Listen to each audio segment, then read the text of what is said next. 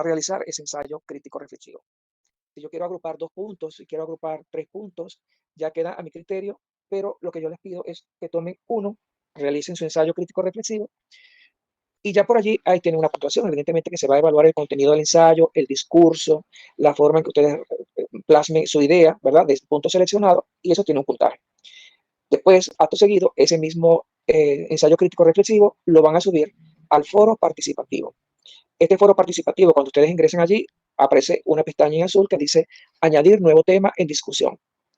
Bien sea a través de un documento Word o PDF, pueden subir su ensayo. Si por el contrario lo quieren transcribir, lo quieren cortar y pegar allí, también lo pueden hacer. Si ustedes quieren citar a algún autor, lo pueden hacer. Sin embargo, es un ensayo de ustedes, de su reflexión, de su conocimiento y de lo que ustedes han aprendido de esta unidad. Es muy importante que tengan en cuenta que no me envíen enlaces. No me envíen enlaces que me tengan que llevar a mí o a alguno de ustedes a revisar eso fuera del aula virtual. Así ha ocurrido con la segunda evaluación. En algunos casos enviaron un enlace que primero yo debía registrarme. Yo no lo hice. Evidentemente ese archivo no lo pude revisar. Por lo tanto, yo les hice saber y les dejé saber en la retroalimentación que deben enviar en el formato que se les pidió, que es Word, PDF, aquellas personas que no tienen nota. Yo hice por todos los medios de abrirlos, lo que me enviaron fuera de los formatos establecidos, pero hay unos que no pude abrirlos. No están aplazados, claro que no. Sin embargo, sí es importante que para este foro participativo usen los canales regulares, fáciles de acceso, que puedan ser leídos por sus compañeros. Y una vez que ustedes, por ejemplo, yo escojo el ensayo que mandó Marta Carolina, entonces Marcos agrega ahí debajo responder a Marta Carolina y hace su observación. Bienvenida Marta, bienvenida Thais, que se está incorporando en este momento. Por favor, ¿me pueden decir si me están escuchando?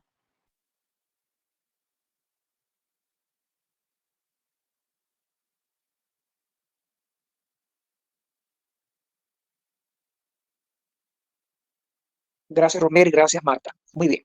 Yo acá en el aula le estoy dejando una presentación. Yo no pretendo que veamos esa presentación porque hay muchas cosas que son reflexivas, pero sí vamos a mirar después que haga la explicación un poco lo que es esta lámina, que es el duelo ante la pérdida de un ser querido, porque tiene mucho que ver no solamente con la etapa de la vejez, sino que a lo largo del ciclo de vida de cada individuo vamos atravesando este tipo de pérdidas, este tipo de duelo, pero de una manera significativa. En la vejez se ve muy marcada y deja secuelas significativas a lo largo de todo ese proceso. Y es por esta razón que incorporo este duelo dentro de esta unidad, porque es muy importante revisarlo, tenerlo en cuenta cuando ya estamos ejerciendo en nuestra profesión, tener en cuenta que el duelo no es solamente la pérdida de un ser querido o de una cosa amada, sino también el haber perdido quizás los primeros años de vida, el ciclo vital, los hijos van de la casa, muere la pareja, tengo una patología, un trastorno, algo somático que me impide reinsertarme a mi vida cotidiana como lo venía haciendo y pues evidentemente eso es duelo y tenemos que tenerlo en cuenta y en consideración.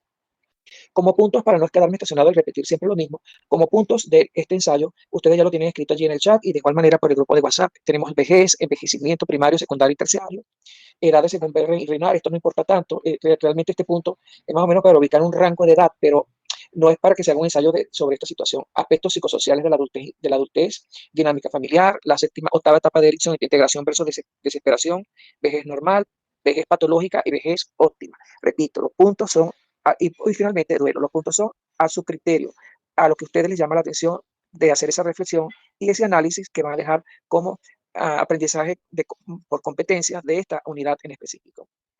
Antes de pasar a la parte de duelo, me gustaría primero definir un poco qué es la vejez, pues, y la vejez, según la Organización Mundial de la Salud, así como otros autores, define que esta es la etapa de vida que comienza aproximadamente a los 65 años y es considerada la última etapa y forma parte del envejecimiento. Evidentemente, que todo este proceso va a traer consigo, pues, consecuencias, va a traer consigo situaciones que le van a traer quizás problemas de toda índole a nivel emocional, psicosomática, somática desde el punto de vista médico. En fin, son muchas las cosas que se deben valorar y tener en cuenta en este ciclo vital importante y por el cual todo ser humano va a atravesar, o algunos ni siquiera llegan a este punto, a llegar a esta etapa de vejez. Pero también nos refiere la Organización Mundial de la Salud que hay unas etapas de esa tercera edad, que es de entre los 60 y los 70, que se denomina la senectud, de los 72 a los 90 la vejez, y de más de 90 años, pues, grandes ancianos. Inclusive vemos como en otros países, por ejemplo en Europa, vemos personas que superan los 100, 110, 115 años, pero son cosas muy puntuales y específicas que no es muy propio de nuestra sociedad y de nuestra sociocultura. Pero sí, tenemos que considerarlo. Ahora también es importante hay tres tipos de envejecimiento.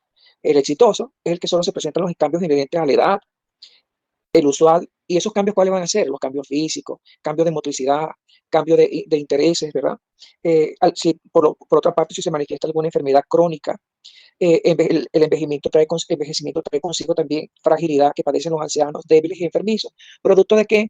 Producto también de una herencia genética que pueda estar marcada en cada uno de ellos, producto de la calidad de vida que han venido confrontando en las etapas anteriores y que se van a marcar de una manera significativa en la vejez, como ha sido mi ciclo vital en la juventud, en la adolescencia, en la juventud, el adulto medio, el adulto joven, el adulto medio, pues las consecuencias las voy a vivir de manera significativa en esa etapa de envejecimiento y donde se va a marcar de una manera bien fuerte cómo va a ser mi motricidad, cómo va a ser mi memoria, cómo va a ser eh, mi parte psicosocial, afectiva, y que esto va a ser sin marcha atrás, es un proceso permanente, continuo, progresivo y cada vez y cada día un poco más. Por más que hagamos ejercicio, por más que nos pongamos crema, que nos inyectemos colágeno, nos pongamos botox, el paso de los años es inclemente y tarde o temprano, por más que te pongas y por más que te hagas, lo que te hace es deformarte, pero el envejecimiento es interno.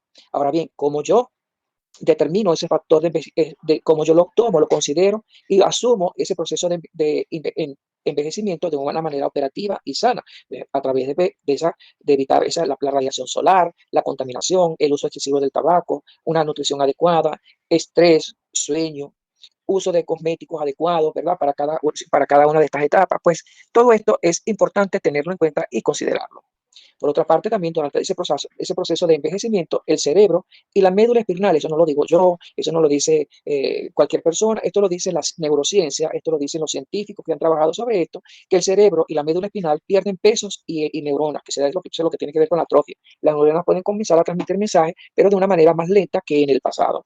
Esto, repito, va a depender mucho de cómo ha sido, repito, esto lo recalco mucho, cómo ha sido ese ciclo vital, porque podemos encontrarnos con personas de 80 y 90 años que son proactivas, son científicos, están escribiendo, están produciendo de una manera significativa, pero lo que nos dice la media, lo que nos dice la estadística, que un gran porcentaje se ve afectado en esta parte de una manera totalmente significativa.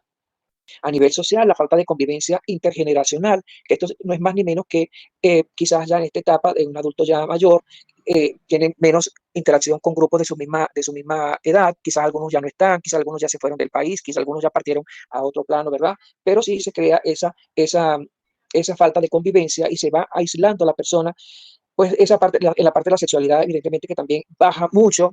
Ojo, no quiere decir que en todo sea igual, porque también nos podemos encontrar personas de estas edades que tienen una actividad física bastante significativa, quizás no con la frecuencia y recurrencia de los años mozos, pero sí tienen una, dos veces a la vez a la semana, pues esos encuentros en la parte sexual, inclusive no solamente es la penetración, sino todo el autoejercicio de la función sexual como tal, en fin, son cosas que debemos valorar y que debemos tomar en cuenta cuando estamos valorando este proceso de vida, este ciclo de vida y que pueda estar atravesando la persona que estamos evaluando en nuestra consulta.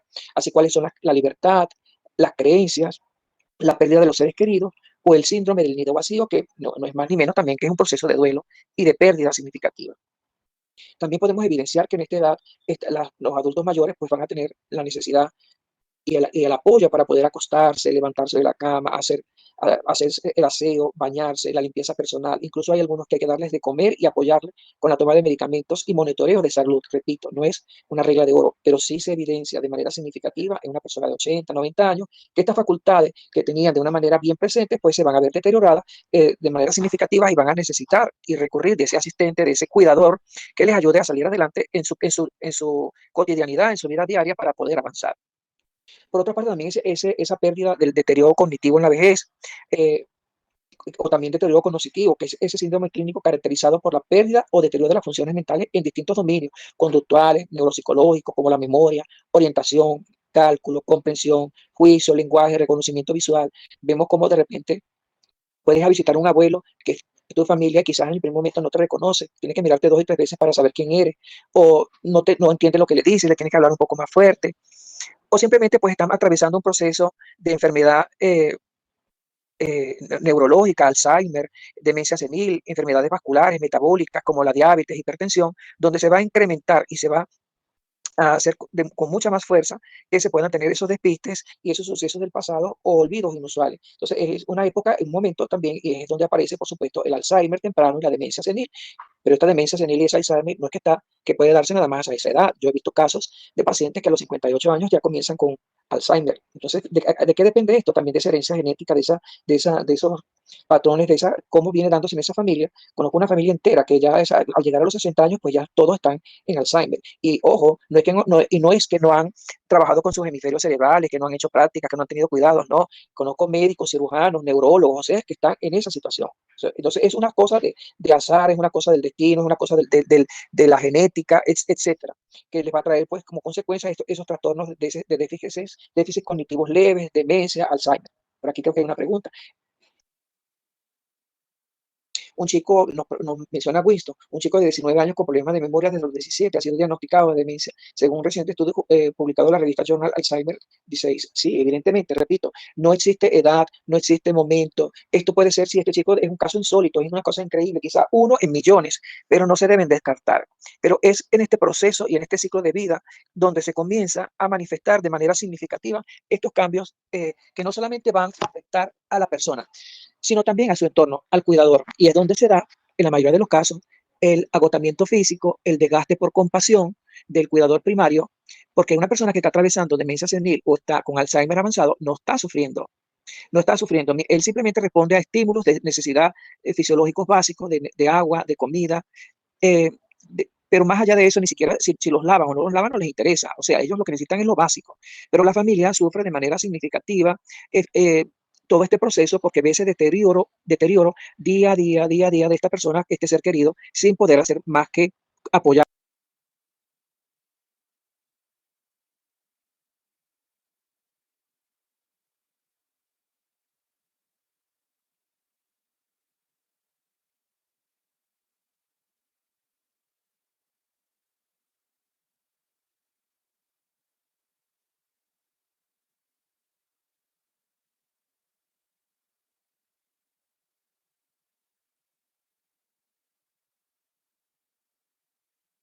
Me escuchan ahora, es que nos acaban de cortar la luz y esto va a ser 4 horas. Para los que no están acá en Venezuela, estamos nuevamente teniendo problemas de electricidad. Estoy trabajando con los datos del teléfono, pero no sé si logran escucharme.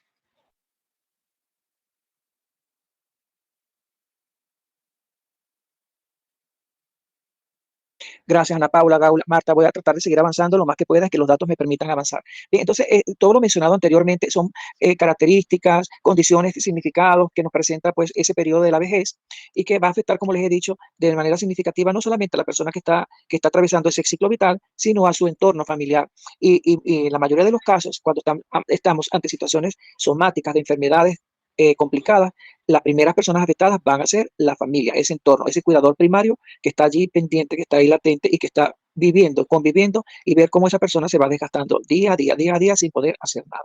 Entonces, con base a lo mencionado anteriormente, pueden escoger cualquiera de los puntos que están indicados allí eh, y trabajar o de manera global o si prefieren tomar un solo punto, desarrollarlo y enfocarse en uno de ellos. Entonces, partiendo un poco, y para abordar esto, tiene 68 láminas, el proceso de duelo de pérdida ante un ser querido, aprendiendo a vivir.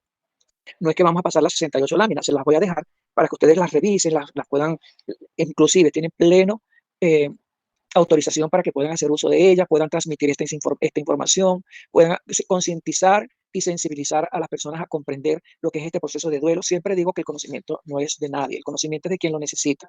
Y yo no soy en esto celoso de que usen las láminas, de que hagan uso de ellas, que den una charla, que den una conferencia. Para mí me honra que ustedes lo hagan, porque ustedes salen de este curso y no me molesta para nada que hagan uso de este material. Entonces, ¿qué es el duelo? Son todos esos pensamientos, sentimientos y actividades producidas por la pérdida de una persona o cosa amada, asociadas a síntomas físicos y emocionales. La pérdida sí es traumática y siempre es dolorosa. Evidentemente, si yo me corto con un cuchillo, me doy un golpe en alguna parte del dedo, de mi cuerpo, o me hago una laceración, esa herida física va a demorar un tiempo en poder sanar, cicatrizar y volver la piel a estar de una vez en su estado normal. Pero cuando estamos hablando de ese duelo emocional, que no existe una curita, que no existe una cura, que no existe una pastilla para mitigar ese dolor, es un proceso que necesita tiempo, espacio para volver a ese equilibrio normal, que es lo que se viene a denominar ese proceso de duelo. Entonces, el duelo no es más ni menos que todo ese tiempo y ese proceso para volver a ese equilibrio normal. Por otra parte, este es un pensamiento, la muerte no nos roba los seres humanos, al contrario nos los guarda y nos inmortaliza en el recuerdo. La vida sí nos roba muchas veces y definitivamente cuántas situaciones de vida atravesamos diariamente que son irreversibles, que no las podemos cambiar y que nos van a afectar de una manera significativa y sobre todo en ese proceso de la vejez y del adulto mayor, atraviesa por una cantidad de pérdidas diarias que van de alguna manera llevando a esta persona a un estado emocional, físico, espiritual, a un desgaste, porque no cuenta con ese apoyo familiar de ese entorno apropiado que les permita avanzar en ese proceso. ¿Cuáles son esas fases que se experimentan durante el duelo? Evidentemente que shock, insensibilidad, negación, depresión, confusión, miedo, desconsuelo, y que puede aparecer en cualquier orden y en diferente número de veces. Esto no es que, yo tengo rabia y ya no te apareció más, quizás más adelante te viene como una esperanza, te viene la sensación de confusión, te puede venir insensibilidad, te puede venir desconsuelo. Entonces se va a manifestar de distintas maneras y en cantidad, número de veces. Pero ya vamos a ver cuando estamos ante una situación normal y cuando es patológica. Entonces, manifestaciones de luto normal a nivel de sentimientos. A nivel de sentimientos, es normal, es un luto normal que la persona sienta tristeza, enfado, ansiedad, soledad, culpa y autorreproche, impotencia, anhelo, insensibilidad, emancipación. Repito, puede aparecer en cualquier orden. Esto a nivel sentimental, de sentimientos. Puede emerger en cualquier momento y es normal. Usted dice, pero es que ya han pasado 6 meses y todavía tiene estos sentimientos de tristeza. Eso sigue estando normal. Tenemos que ver, valorar cuál es el vínculo emocional que tenía la persona con la pérdida de ese ser querido, de esa cosa amada, y comprender si se establece dentro de esos criterios diagnósticos que sea normal. Han pasado 20, 15 años, han pasado 10 años y sigue teniendo culpa, autorreproche, anhelo, ansiedad, soledad, fatiga. Entonces estamos ante una situación de un duelo complicado, un duelo patológico. ¿Se va comprendiendo o no?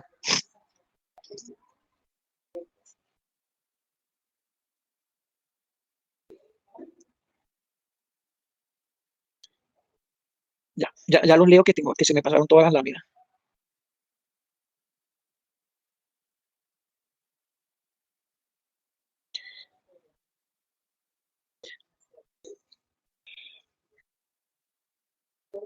Gracias, Thais, gracias, Ana Paula, Winston. Seguimos adelante. eh, a nivel físico, que una persona sienta a nivel físico como luto normal, ¿sí? Que sienta vacío en el estómago, opresión en el pecho, en la garganta, hipersensibilidad al ruido, falta de aire, debilidad muscular, falta de energía, sequedad en la boca, sensación de despersonalización. ¿Qué significa eso? Que la persona siente como si no estuviera dentro de su cuerpo. Es que yo me siento como si no estuviera en mi cuerpo, me veo desde afuera. Eso es sensación de despersonalización.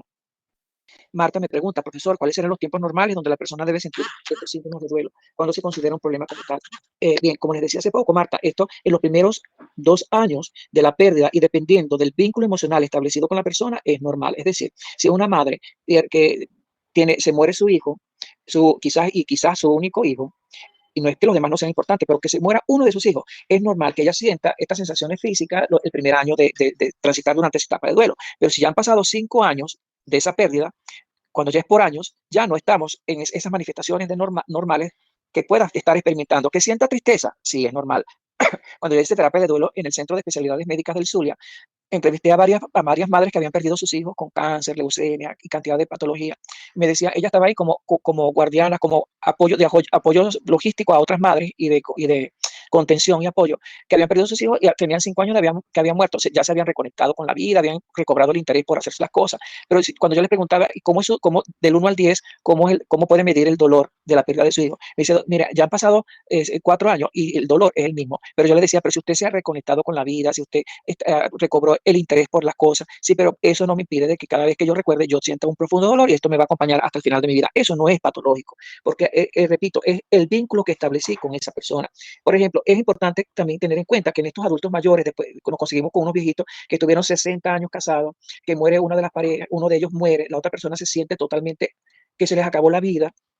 Entonces pueden, a nivel cognitivo, sienten, y es normal, la sensación de la presencia. Tienen alucinaciones, sienten que está su compañero acostado ahí en su cama, que la visita en la noche, entonces te llaman. Mire, necesitamos una terapia porque mi mamá habla con mi papá todas las noches. ¿Qué edad tiene su mamá? Tiene 80. ¿Qué edad tiene su papá? Tenía 85. ¿Cuánto tiempo estuvieron casados? 70 años. O sea, ya a estas edades es mucho más complicado. Ahí no tiene problema la persona, porque de alguna u otra manera esto le permite seguir avanzando en su proceso vital y le produce también un poco de tranquilidad el saber que está acompañado.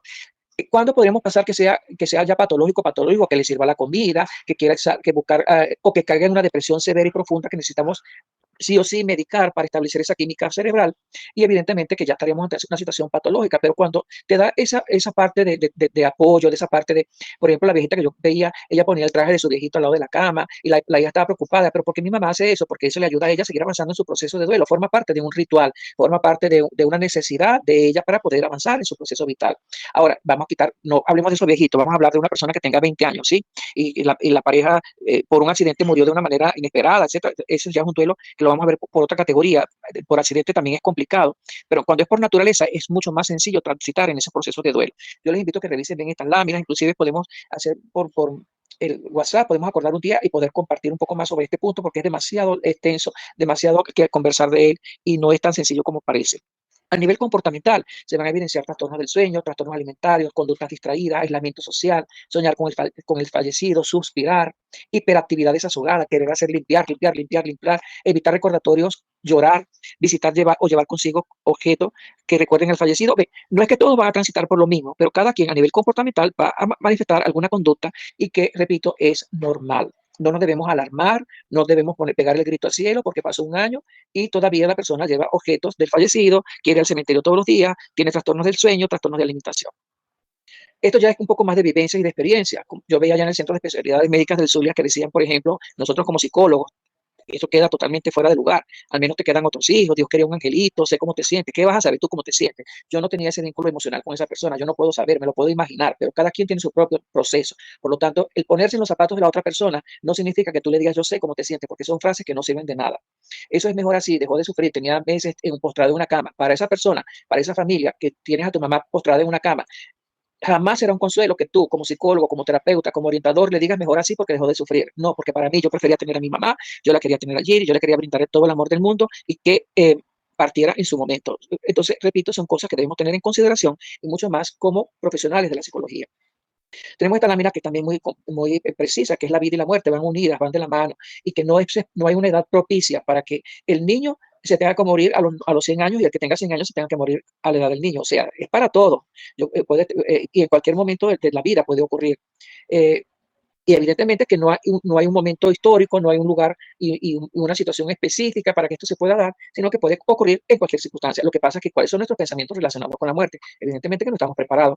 No estamos preparados para enfrentar una situación de esta porque y evadimos siempre todo aquello que nos produce dolor y que nos puede producir algún sentimiento que nos hace bajar nuestro nivel de actividad, que nos pone pensativos. ¿Pero por qué? Porque las personas traen a este presente, estamos inmersos en una sociedad sin un apoyo realmente significativo. Aquí, si usted va a pedir una cita en un centro de salud mental público, eh, pídala hoy y se la van a dar dentro de un año. O sea, eso no tiene ningún sentido. Después la relación de la familia, que muchas veces la familia no existe, es ambivalente, la cultura, pérdidas inesperadas y múltiples que se van sucediendo una tras otra. Por ejemplo, el caso de la COVID, ¿verdad? Per se, el individuo, el carácter y la forma de manejar ese estrés, esa ansiedad y con qué herramientas cuenta para confrontar y abordar ese momento que está viviendo. Como ya les había mencionado anteriormente, la muerte forma parte de ese ciclo vital de vida, que no tiene momento, puede morirse el que está en la barriga y no el viejito que tiene casi 100 años, y que debemos estar preparados que eso es así, que es una realidad y que no se escapa nadie de esta situación. Y prueba de ello ha sido un poco lo que ha sido la COVID, que nos puso de rodillas a todos, porque aquí no, sin distingo de clase, de raza, de condición, puedes tener todos los millones del mundo, pero no había, cuando llegaba y simplemente no había más nada que hacer. Entonces vemos cómo ese término duelo proviene del dolor, proviene del latín que significa dolor, sentir un dolor profundo, es la respuesta natural a la pérdida de alguien o de algo. Y volvemos nuevamente, usted me dice, bueno, profesor, ¿qué tiene que ver con ese ciclo vital del adulto mayor? Pues, ¿quién es la población más vulnerable dentro de ese ciclo vital que atravesamos todos los seres humanos? No le vamos a quitar méritos al joven, no le vamos a quitar méritos a otras personas, pero el adulto mayor, el anciano, es mucho más vulnerable porque muchas veces no tiene ese acompañamiento, no tiene la familia, no tiene cómo avanzar dentro del mismo. Entonces, ¿cómo hago para recuperarme a nivel emocional, sentir y expresar ese dolor, no quedarme amarrado? Y que por otra parte ese duelo no se sino en tiempo subjetivo. Aunque han pasado 6 meses, mi dolor es el de ayer. Ese es el primer año de la pérdida. Repito, el primer año de la pérdida, pero ¿de quién? Ah, del hijo, del esposo, de la pareja. Un vínculo emocional significativo, importante. Quizás si yo tenía a tu abuelita, mi abuelita tenía 90 años, pero ¿por qué tienes ese dolor tan fuerte por la pérdida de tu abuela? Pero es que mi abuela representaba para mí todo, representaba a mi mamá, representaba a mi papá, era mi pilar fundamental en mi vida. Entonces, es importante que comprendamos esto, que no el significado de la otra persona eh, es la pérdida de este ser querido que ya no está. Sale una cosa roja aquí. Dígame si me escucha.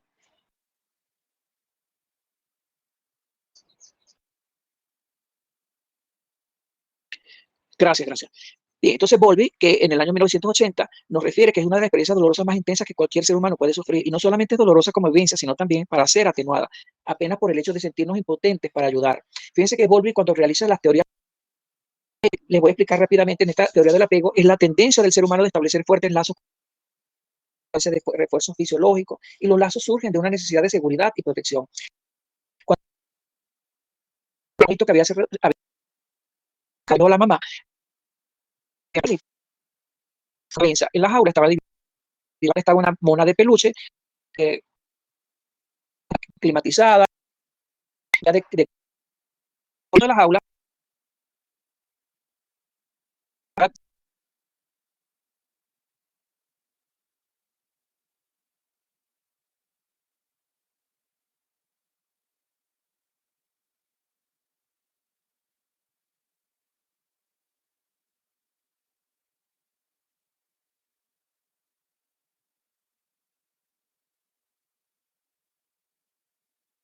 You are currently the only person in this conference.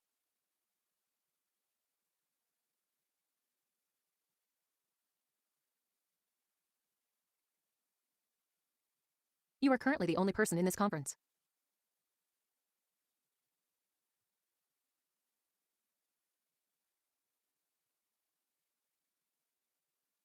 You are currently the only person in this conference.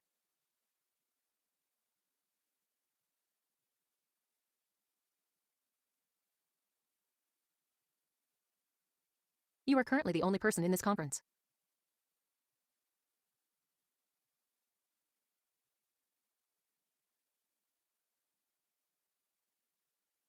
You are currently the only person in this conference.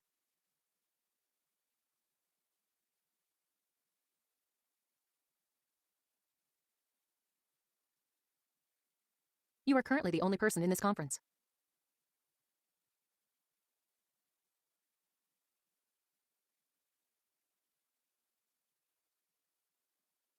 You are currently the only person in this conference.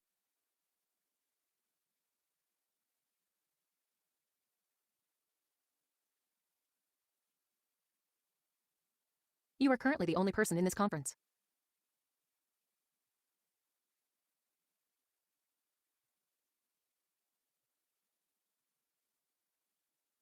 You are currently the only person in this conference.